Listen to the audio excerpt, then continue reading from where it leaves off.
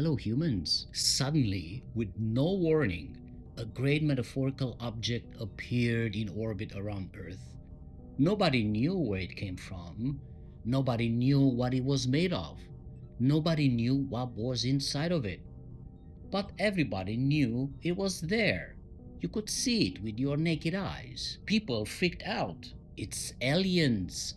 It's the Americans, the Russians, the Chinese, the Illuminati. The object continued to orbit without sending any signals. Then came the questions. Is it dangerous? Is it good? What do we do with it? Humans gave it a name, Gmo. It appeared harmless. Then things started to happen, at first sporadically, then more frequently. Average temperatures started to climb. Extreme weather happened more often.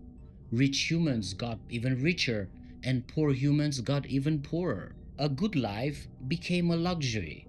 Species continued to go extinct at a faster pace.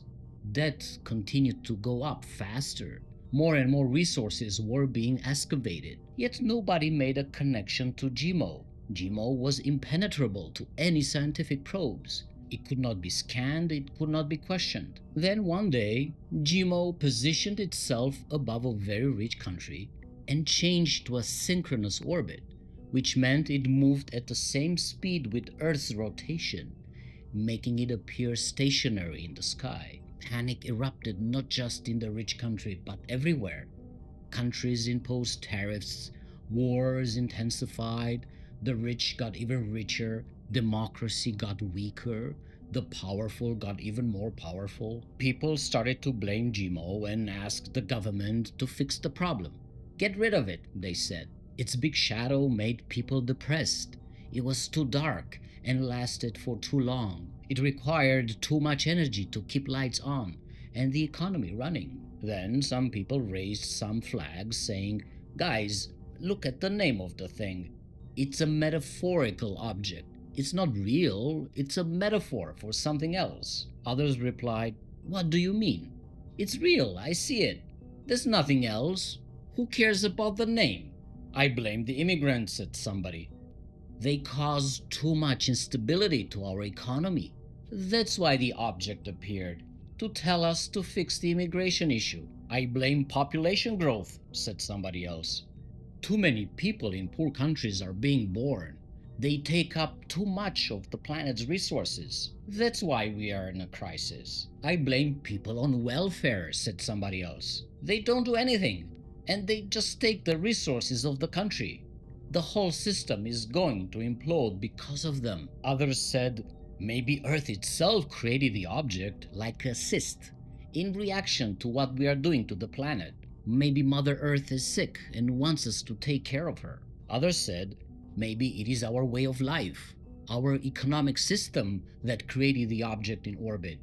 Maybe the causality works the other way. Maybe if we changed our system, we will make the object disappear or make it harmless." "I have an idea," said somebody. "Live simply, reject excessive wealth, protect life." "I like it," said many people. "But what do you mean by simply? What do you mean by excessive wealth? And which life? Simple as in rural Africa simple? Or simple as in New York working class simple?